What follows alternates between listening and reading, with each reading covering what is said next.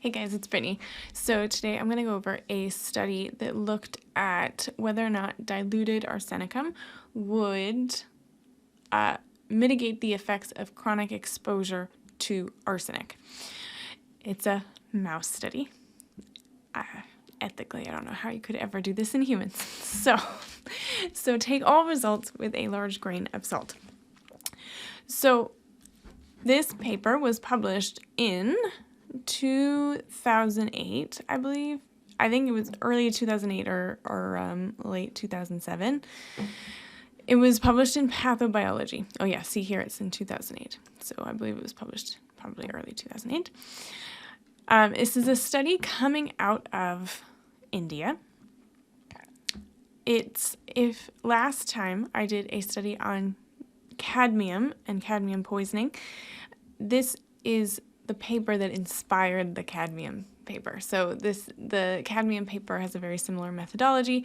It was largely based on this study, and they wanted to see if they could reproduce the results in cadmium. So this group, Banerjee et al., have done a couple arsenicum or arsenic studies, and I'm going to look at a couple more of them in the coming weeks and months and however quickly I can get to it all. But there are other studies that came before this one were on acute exposure. So one large toxic exposure to arsenic in mice and how highly diluted arsenic then helped mitigate the effects of that acute poisoning. This is looking at chronic poisoning, which these days tends to be a bit more common. You know, in our modern world, we are less likely to get one massive dose of something toxic like arsenic. We are more likely to get many small doses of something toxic like arsenic, for better or worse. So they looked at two different potencies in this paper. They looked at two potentized homeopathic remedies, Arsenicum album 6C and Arsenicum album 30C, in combating chronic arsenic toxicity induced by repeated sublethal injections in mice. So they had a lot of different treatment arms in this study. They had one group of mice that nothing happened, normal. They had one group that was nothing happened, like they didn't get any arsenic at all, and they got succussed alcohol as a kind of placebo control. Then they have one where they only got the toxic dose of arsenic every 7 days. Then they got arsenic poisoning and succussed alcohol as a control. Then they got the arsenic poisoning and arsenic 6C. And then they got arsenic poisoning plus arsenic 30C. So lots and lots of different treatment arms. Really only two treatment arms, but 4 different potential controls that they're working with, okay? Then they had a whole bunch of different endpoints. They looked at what they call cytogenic, which was chromosome aberrations, micronuclei, mitotic index, so how fast the cells are dividing, sperm head abnormality, and then what they call biochemical protocols, which is a whole bunch of different liver and spleen enzymes. Then whole bunch of antioxidant different endpoints, so reduced glutathione, lipid peroxidation, catalase, succinate dehydrogenase. And then they had, which they don't report in their abstract, probably because they ran out of space, is that they also had what they call pathological changes, so increased blood glucose, hemoglobin, so whether or not hemoglobin increased or decreased. And then they also did hormones, so they looked at whether or not estrogen and testosterone changed with poisoning and with poisoning plus treatment. So already, if you've watched any of my videos before, you're going to know that that means a lot when it comes to statistical significance, because if you're going to test that many endpoints, things have to be very statistically significant for it to be important. Otherwise, it's just sort of data mining. You're looking for something positive to report. Okay, so results as per the abstract, but we'll go into more detail after I cover the abstract. So everything sort of looked good. It's basically the way the results, like to generalize the results. So the chromosome aberrations. So the chromosome aberrations, micronuclei, sperm head abnormality, those all decreased, meaning there were less problems with chromosomes and micronuclei and more normal sperm, less weird sperm, when the poisoned mice were given Arsenicum 6C or 30C. The liver enzymes all decreased if they were given Arsenicum 6C and 30C, which is good because if your liver is not functioning, your liver enzymes increase. So when the mice were only poisoned with arsenic, all of their liver enzymes increased. When they were given Arsenicum 6C or 30C in addition, they went back down. Now note that this is not down to baseline. So right, they have the controls where nothing happens. They don't give them any arsenic at all. That's sort of your baseline. So you got this here, and then you poison them with arsenic, it goes way high, and then they get the highly diluted arsenic and it kind of goes back down to the middle. So it's not like just taking some arsenic 30C is going to make it so that it's like you never got poisoned with arsenic, but you're going to be a lot better. If you want to extrapolate to humans, which is always the question. So,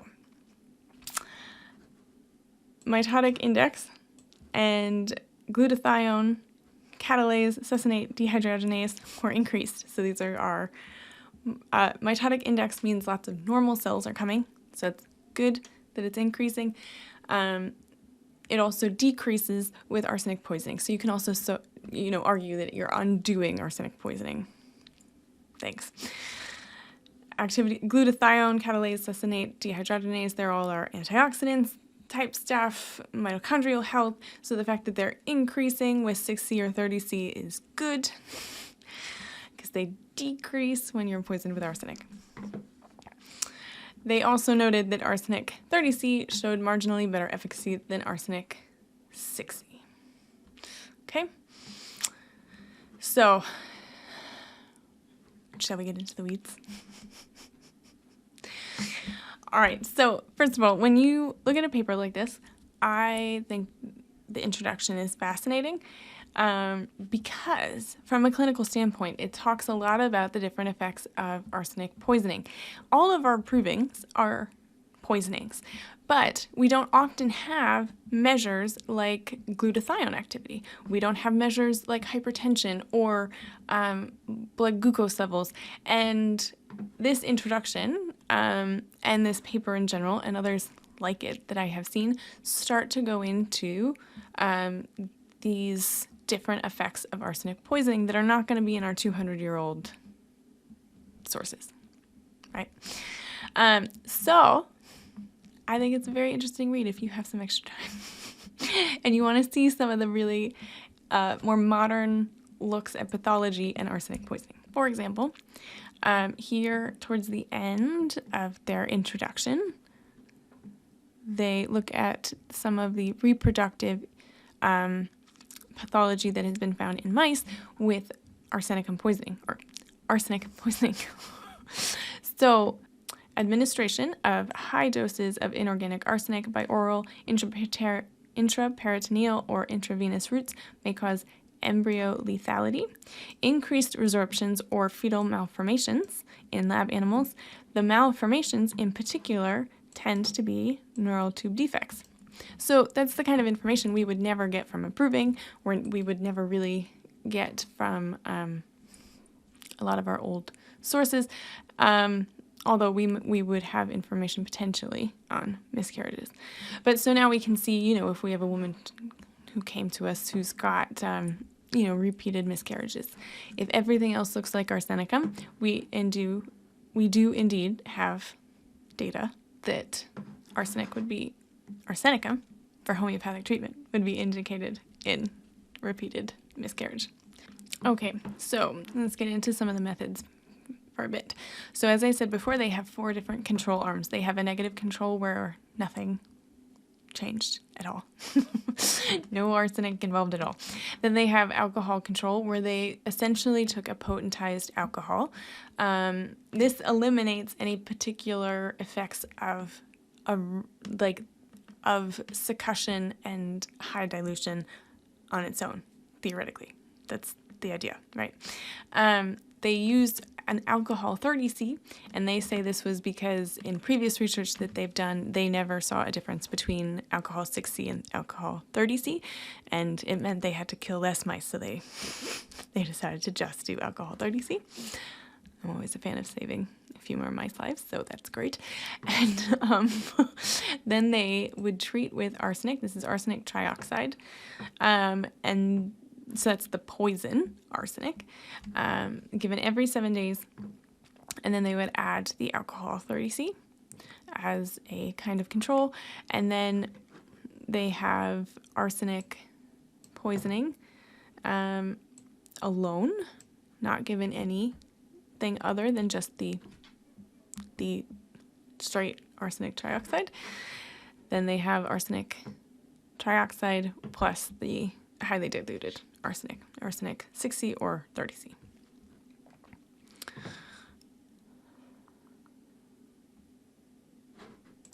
So then to give the remedies, they did liquid dosing. So 1 milliliter each of Arsenicum 6C and Arsenicum 30C was diluted separately with 20 milliliters of double distilled water to make a stock solution.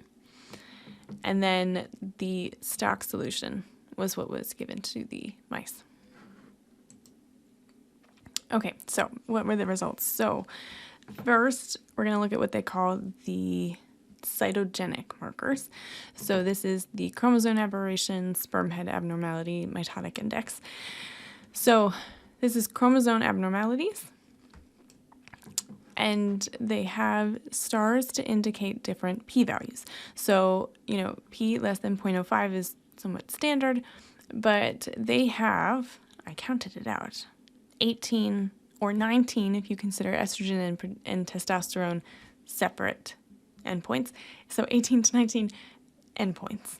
So if we go back to the Bonferroni correction, which is this idea that, if you're going to look at a bunch of different endpoints, you have to divide your p-value by the number of endpoints you're looking at to make sure that you're not just, just by standard, just by random variation, you end up finding one positive result, right? That's what we want to avoid.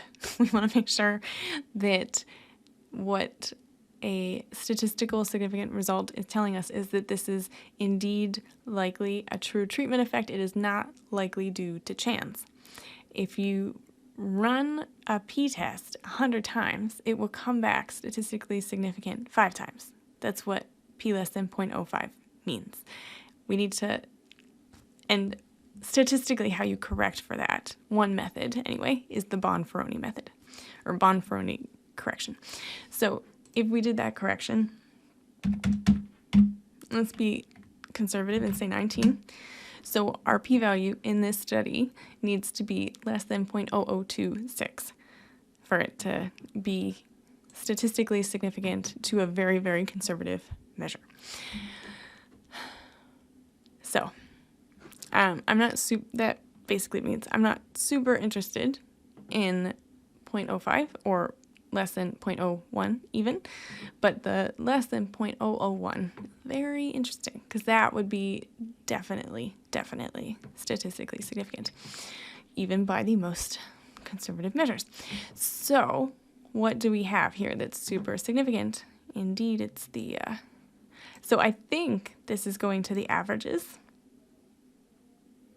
but it's not super clear. They didn't make this chart really super well. So again, this is chromosomal aberrations. This is weird stuff in the chromosomes. And I think this is supposed to be... guys, I don't really know. No, I think I was wrong. I think this is supposed to be here. I think maybe these are supposed to be here, is my guess. But yeah, this is not a very brilliantly designed chart.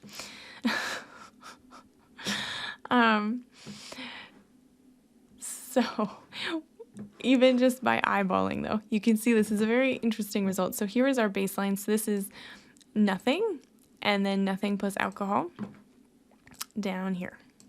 I mean, just look at the magnitude of the effect of the poisoning, which to me is always a question. If, I want to make sure that the poisoning is actually poisoning, because otherwise I don't like the whole thing's not interesting.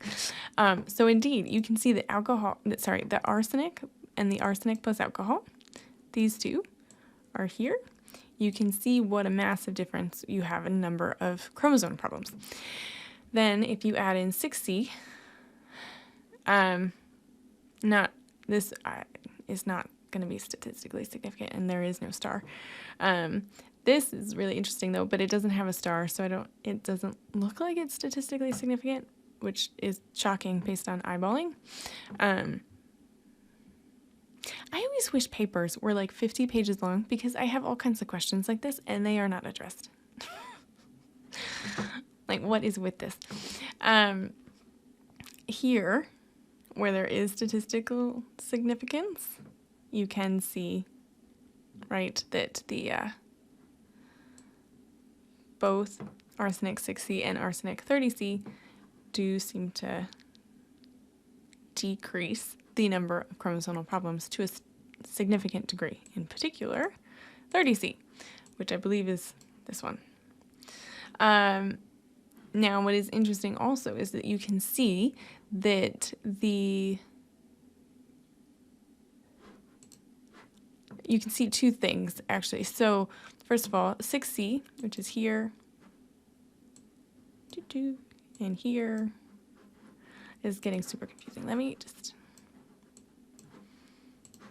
start over. So 6C is this one, and then over here, second to last here, second to last here. You can see it does not seem to have as much of an effect as the 30C, particularly at this 30-day mark, which again, they do not address. And I don't understand how it's possible that this is not statistically significant if this one is over here at 90 days. I don't understand. Oh, guys, please, more information, please. So anyway, what it looks like if you eyeball the chart, which again does not entirely match up with their p-values, is that this 6C does not really seem to work super, super well, or at all, at day 30 and 60. However, by day 90 and 120, the 6C is almost caught up to the 12C. Or sorry, the 30C. The 6C is caught up to the 30C.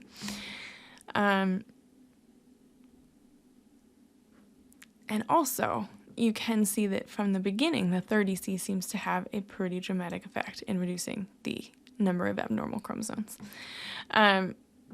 which is fascinating, right? So here we have, again, some evidence for the idea that higher dilutions, contrary to what would be common sense, higher dilutions seem to, in fact, be stronger. They have a larger magnitude of effect, and as we will see later, there is more statistical significance in some of the other biomarkers. So this is sperm head abnormality. You can see, again, you have baseline, you have poison plus alcohol, and then you have treated with remedies. And while the remedies do not take you back down to baseline again, they do in fact have quite a good decrease in number of abnormal sperm, or percentage is how they're So there's a difference in percent. We're not talking a huge difference in percent when it comes to absolutes. So here you've got like 1.5% of sperm are abnormal in the homeopathically treated group or isopathically treated group, highly dilutedly, group treated with high dilutions. And you only have a 2% roughly number of, or percent of abnormal sperm in the just poisoned. So you have, it's not a massive difference in terms of absolute numbers, but it is statistically significant for 30C to a 0.001 level. So quite significant.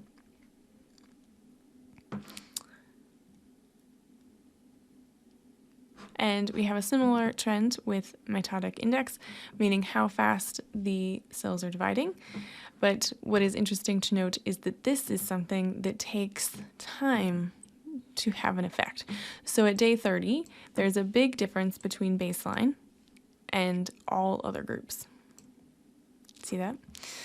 By day 120, you have 3 separate groups. Right? Now, you might think, why is it that the homeopathically treated, or I shouldn't say homeopathy, it's not homeopathy, isopathic, totopathic, whatever you want to call it, the group treated with high dilutions has a higher mitotic index? Well, mitotic index means that the cells are dividing quickly. That's going to happen after a lot of damage. They have a lot of damage to repair. My guess is that what this means is that the body's defense mechanisms to reduce the damage the arsenic has done has increased. And that's why you see such a massive increase in mitotic index over and above what you would just see in arsenic poisoning. Because of course, arsenic poisoning, you are also being weakened. It seems that the treatment with the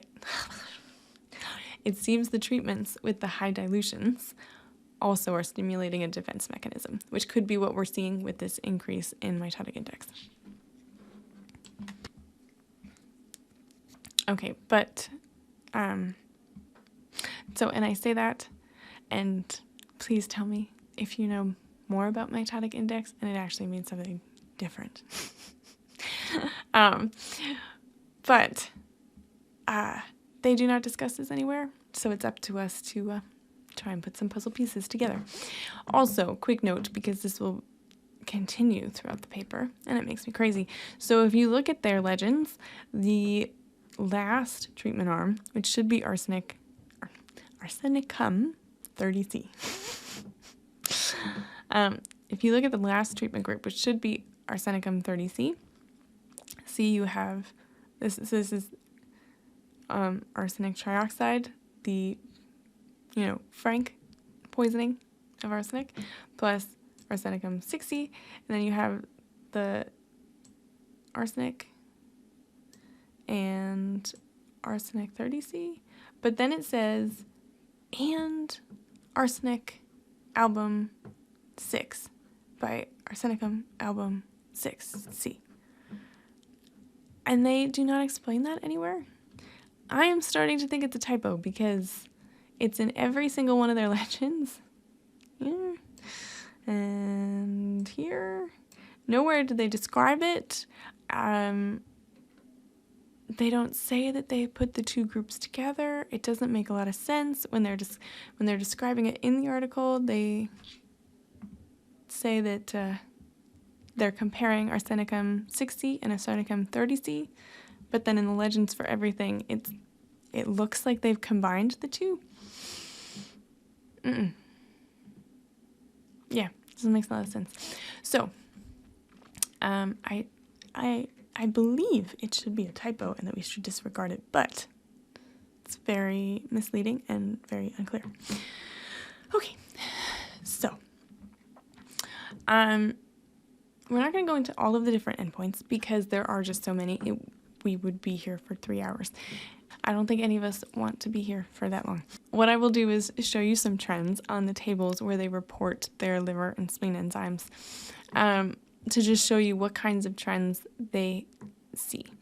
Here is their chart. Hopefully you'll be able to read this okay on the video. But the way they have reported their statistical significance is with letters. So A is P less than 0.05, B is P is less than 0.01, and C is P is less than 0.001. So if I just highlight, I'm going to highlight all the C's. Okay, so what you can see is there's a general trend towards having more statistical significance at the 120-day mark. So each of these large bands is 30 days, 60 days, 90 days, 120 days. And these are 3 different enzymes in the liver. And basically what it's saying is that there is a statistically significant difference between the values in the group treated with the highly diluted product, and that done with the poisoning. So that there is a statistically significant difference between the value of the rats that were poisoned and didn't get any treatment and the rats that got poisoned and were given a homeopathic remedy. Highly diluted product. Language. And that effect was seen most after a long period of treatment. Also note a long period of poisoning. So it also would have been interesting, if they were to do this again, if they poison them every 7 days for 3 months and then treated them for 3 months after, how long would it take for it to start to get close to baseline, right? Be interesting. Also, there are a couple funny results here. So for example, some of our controls here actually have statistically significant results. So normal in alcohol, there is a highly significant result for one of the enzymes here at 30 days. And here again at 90 days, the normal in alcohol had a highly significant result here. And it continued at day 90 to have, it had and at day 90 it did have a few significant results in the 3 different enzymes. So what do we do with this information? Well, it's possible that alcohol is not a true control. Certainly you can expect that alcohol would have an effect on the liver. So actually I don't find this super worrying or concerning, in the sense that what would a diluted product of alcohol do but increase liver enzymes, because that's what alcohol does. So potentially, we're seeing a little bit of a proving effect of the alcohol in this group. There's also always the possibility that this is just due to random variation, because I did the math. There are 74 different p-values reported here. That is a lot of p-values. And the likelihood then that you're going to get some that are lower than 0.001 is not 0. So potentially these are just random variation and they don't mean anything. So then we come to, this is blood glucose. Here. Now we have our 3 stars, meaning P less than 0.001. And what you will notice if you look at this chart is, we have our baseline again, we have poisoning, and then we have our treatment here, and here at 30 days, and even at 60 days, not a huge amount of difference between any of the groups, right? Then suddenly we get to 90 days and 120 days, and we have this separation into 3 discrete groups, really, right? So you've got the baseline, you've got poisoned, and then you've got treated. And again, it's not coming back down to baseline, it's going somewhere down to the middle. But I don't know. I find this so cool. So, so not only are you seeing that it takes a while for arsenic poisoning, sublethal chronic poisoning to start to affect blood sugar levels, you also get to see that it does affect blood sugar levels quite clearly. So that's really interesting for us clinically, right? We can say, okay, fantastic. We have hard concrete evidence that arsenic does indeed increase blood sugar, therefore indicated in diabetes.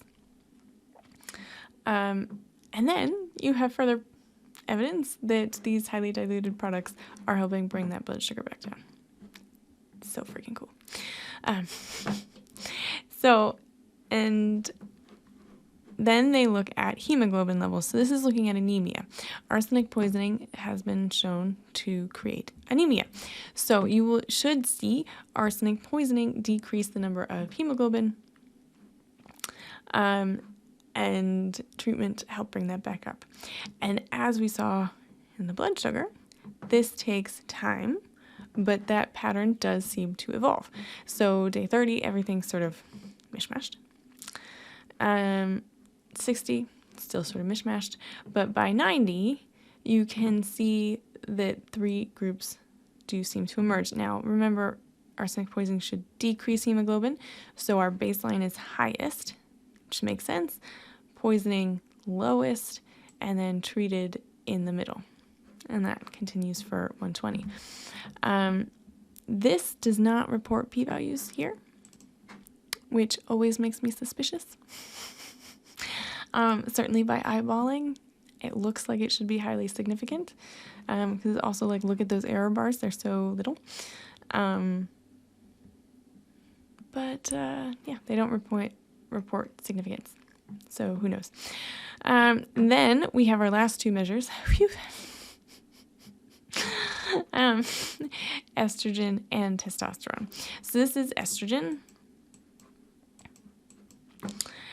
And you can see baseline is relatively high. Interestingly, you have the alcohol-treated group looks slightly higher. I wonder if alcohol increases estrogen or if that's just random variation. But it happened in the 2 levels that they looked at. This is average. This last one's always average. But for the hormones, they only measured them at days 90 and 120. So we only have 2 groups to look at. But in both, the estrogen or the alcohol-treated group seems to have higher estrogen, which is interesting. So then you have your poison group and your treatment group. Now, again, at day 90, they're relatively close together, but at 120, they do seem to start to separate out some more. So potentially, over the long term, the treatment is helping, although, of course, the mice are also getting poisoned more. Anyway. And then this is testosterone, which has a similar thing, but much more dramatic, at least based on how they did the charts. So you've got your baseline, treated, and then this is your poisoned, and poison plus alcohol. And again, interestingly here, the alcohol does not seem to be completely inert. Like, it does seem like it's affecting the testosterone level a bit here. Okay, I left out one endpoint that I forgot about. They looked at how much arsenic was actually in the tissues after the various intervals. And they looked at liver and they looked at spleen. Ooh, it's wobbly. Spleen.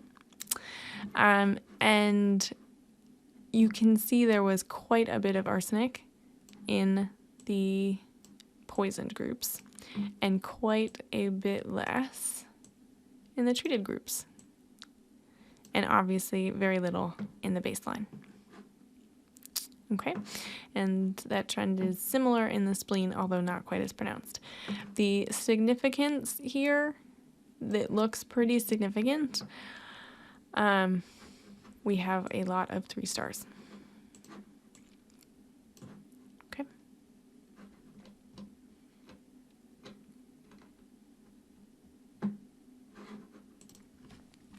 So all in all, very interesting study. It does seem that giving highly diluted arsenic was protective against this chronic poisoning.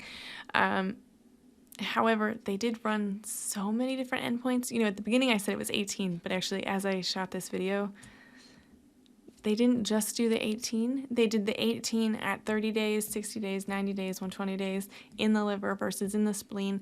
Like, the number of p-values they ran was in the hundreds. And so the likelihood that we have results in this study that are false positives is high. It is very high. So they certainly, like, I see a lot of trends in their results. It looks very promising. I do think we can take some positive results away, but I'm not sure it's necessarily quite as statistically significant as maybe it looks on the surface, just because they ran so many different p-tests. It is, wow. So anyway, moderately exciting results to me, because we don't know which of those may in fact be false positives. But, you know, I do think we can take some